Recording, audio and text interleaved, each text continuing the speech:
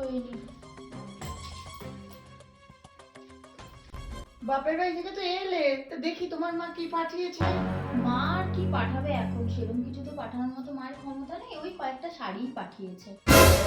শুধু শাড়ি? আমরা যখন বাপের বাড়ি যেতাম না, জানো, শাড়ি তো দিতই, তার সাথে খাবার দিত, আর প্রতিবার যখনই যেতাম তখনই একটা করে সোনার গয়নাও দিত।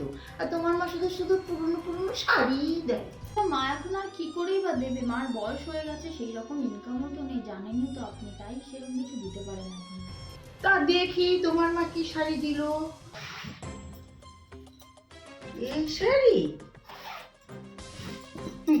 এইসব শাড়ি তো আমার বাড়ির কাজের লোকরাও পরে না।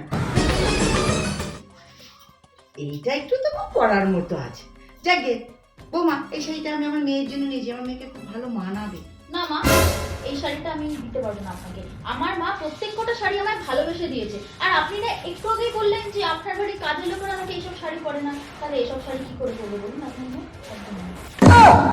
বাবারে বাবা, কি দোষী বউ রে, শুধু মুখে মুখে তর্ক। যাই, ওর বাবাকে গিয়ে একটু বলে আসি আমি।